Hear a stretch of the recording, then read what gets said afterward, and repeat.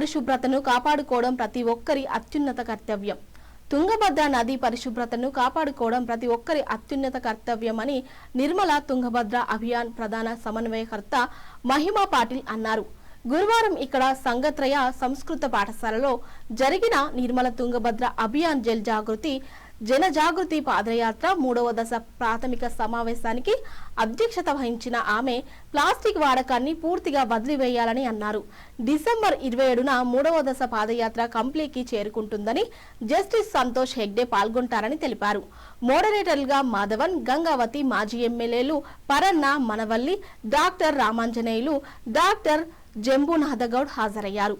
ఈ కార్యక్రమానికి ఇంద్రజిత్ వ్యాఖ్యాతగా వ్యవహరించారు. ಆಕ್ಟಿವಾಗಿ ಕೆಲಸದಲ್ಲಿ ಪಾಲ್ಗೊಂಡಿದ್ದಾರೆ. ವಾಟ್ಸಪ್ ಗ್ರೂಪನ್ನು ರೆಡಿ ಆಗಿದೆ. 300-400 ಜನರಿರುವಂಥ ಒಂದು ವಾಟ್ಸಪ್ ಗ್ರೂಪ್ ಆಗಿದೆ. ನಿರಂತರವಾಗಿ ವರ್ಷದ ಬಗ್ಗೆ ಅದರಲ್ಲಿ ಸಂದೇಶಗಳು ಬರ್ತಾ ಇದ್ದಾವೆ. ಅದಕ್ಕಿಂತ ಮುಖ್ಯವಾಗಿ ಈಗಾಗಲೇ ಈ ಎಲ್ಲ ಜನರು ನಮ್ಮ ಹೊಲಸು ಕೊಳಚೆ ನೀರುಗಳು ಚಾನಲ್ಗೆ ಎಲ್ಲೆಲ್ಲಿ ಹೋಗ್ತಾ ಇದೆ, ಹೊಳೆಗೆ ಎಲ್ಲೆಲ್ಲಿ ಹೋಗ್ತಾ ಇದೆ, ನದಿ ಎಲ್ಲೆಲ್ಲಿ ಹೋಗ್ತಾ ಇದೆ ನೋಡ್ತಾ ಇದ್ದಾರೆ. ಮೊದಲನೇ ಪ್ರಕ್ರಿಯೆ ಅದು.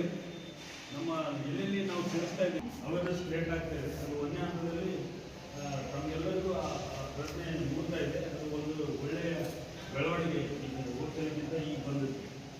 ಆಲ್ರೆಡಿ ನಾವು ಬಂದಾಗ ಅದ್ರ ಬಗ್ಗೆ ಚರ್ಚೆ ಆಯಿತು. ಅಲ್ಲಿ ಚೆಲ್ತಾ ಇದ್ದಾರೆ, ಇಲ್ಲಿ ಮಾಡ್ತಾ ಇದ್ದಾರೆ, ನದಿಗೆ ಹೋಗ್ತಾ ಇದೆ. ಸಿಗುಪ್ಪದಲ್ಲಿ ಹೋದಾಗೂ ಅಲ್ಲಿಗೂ ಒಂದನೇ ಹಂತದಲ್ಲಿ ಚರ್ಚೆ ಆದಾಗೂ ಅವರು ಎರಡನೇ ಹಂತದಲ್ಲಿ ಮಧ್ಯದಲ್ಲಿ ಕಂಪ್ನಿಗೆ ಒಂದು ಬಂದು ವಿಸಿಟ್ ಮಾಡಿದ್ರೆ ಅಂತ ನಾವೆಲ್ಲ ಮನವಿ ಮಾಡಿದ್ವಿ. ಹಾಗಾಗಿ ಮಹಿಮಾ ಪಟೇಲ್ ಸರ್ ಅವರು ಇವತ್ತು ಬಂದಿದ್ದಾರೆ.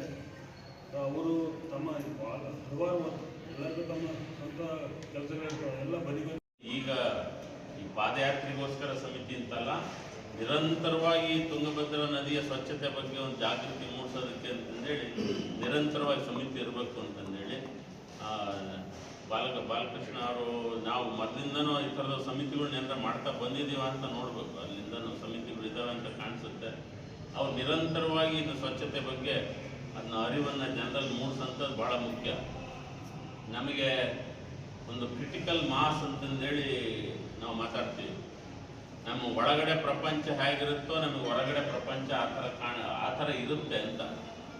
ಈಗ ನಮಗೆ ನದಿಗಳು ಮಲಿನ ಆಗ್ತಾ ಇರೋದು, ಕಾಡುಗಳನ್ನ ಕಡಿತಾ ಇರುವಂಥದ್ದು, ಯಥೇಚ್ಛವಾಗಿ ಕಾರ್ಖಾನೆಗಳಿಂದ ತ್ಯಾಜ್ಯಗಳನ್ನು ಬಿಡುವಂಥದ್ದು, ಆಮೇಲೆ ಯಥೇಚ್ಛವಾಗಿ ನಾವು ರಾಸಾಯನಿಕಗಳನ್ನ ಬಳಸಿ ಹೊಲಗಳಲ್ಲಿ ರಾಸಾಯನಿಕಗಳನ್ನ ಹಾಕ್ತಾ ಇರುವಂಥದ್ದು, ಬೇರೆ ದೇಶಗಳಲ್ಲಿ ಬ್ಯಾನ್ ಆಗಿರೋಂಥವನ್ನೆಲ್ಲ ಇಲ್ಲಿ ತಂದು ನಮ್ಮ ದೇಶದಲ್ಲಿ ತುಂಬ್ತಾ ಇದ್ದೀವಿ ನಾವು. ಇದನ್ನೆಲ್ಲದನ್ನು ಇಷ್ಟೆಲ್ಲ ಮಲಿನ ಯಾಕೆ ಆಗ್ತಿದೆ ಅಂತಂದ್ರೆ ನಮ್ಮ ಮನಸ್ಸುಗಳೇ ಮಲಿನ ಆಗಿದ್ದಾರೆ.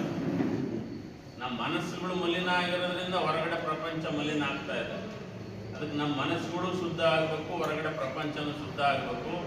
ನಾವು ಹೊರಗಡೆ ಪ್ರಪಂಚ ಶುದ್ಧ ಆಗೋದಕ್ಕಿಂತ ಮೊದಲು ನಮ್ಮ ಮನಸ್ಸುಗಳನ್ನ ಶುದ್ಧ ಮಾಡ್ಕೊಳ್ಳೋಂಥದ್ದು ಭಾಳ ಮುಖ್ಯ ಅಂತಂದೇಳಿ ನಾನು ಅಂದ್ಕೊಂತೀನಿ. ನಮ್ಮ ಯೋಗ ಏನೋ ಮಾಡಿ ಅಲ್ಲಿಂದ ಬಂದ್ವಿ ಅಂತಂದು ಹೇಳಿದರು, ನಮ್ಮ ಸಹೋದರಿ ಹೇಳಿದರು. ಅಲ್ಲಿ ಆ ಥರದ್ದು ಇದರೊಳಗೆ ಭಾಗವಹಿಸ್ತಾ ಇದ್ದರೆ, ಯೋಗ, ಧ್ಯಾನ ಈ ಥರದ ವ್ಯವಸ್ಥೆಗಳಲ್ಲಿ ಭಾಗವಹಿಸ್ತಾ ಇದ್ದರೆ ಆವಾಗ ಇಂಥ ಕಾರ್ಯಕ್ರಮಗಳಲ್ಲಿ ಭಾಗವಹಿಸ್ಬೇಕು ಅಂತ ಎಲ್ಲರಿಗೂ ಅನಿಸುತ್ತೆ. ಹಾಗಾಗಿ ನಮ್ಮ ಒಳಗಡೆ ಮನಸ್ಸನ್ನು ಈಗ ಪರಣ್ಣವರು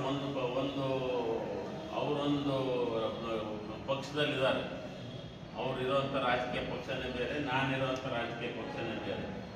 ಆದರೂ ಬೇರೆ ಬೇರೆ ಪಕ್ಷಗಳಾದರೂ ಕೂಡ ಆಮೇಲೆ ಬೇರೆ ಹೋದ ಸರಿ ಒಂದಷ್ಟು ಮುಸ್ಲಿಂ ಇವರು ಬಂದಿದ್ರಲ್ಲರು ಮುಖಂಡರುಗಳು, ಆ ಥರ ಬೇರೆ ಬೇರೆ ಧರ್ಮಗಳು, ಜಾತಿಗಳು, ಪಕ್ಷಗಳು ಎಲ್ಲರೂ ಸೇರಿ ನಾವೀಗ ಈ ಒಂದು ಸ್ವಚ್ಛತೆ ಬಗ್ಗೆ, ಈ ನಿರ್ಮಲತೆ ಬಗ್ಗೆ, ಅದು ವಿಶೇಷವಾಗಿ ನದಿಗಳ ನೈರ್ಮಲೀಕರಣದ ಬಗ್ಗೆ ನಾವೆಲ್ಲರೂ ಕೆಲಸ ಮಾಡಬೇಕಾಗಿದೆ.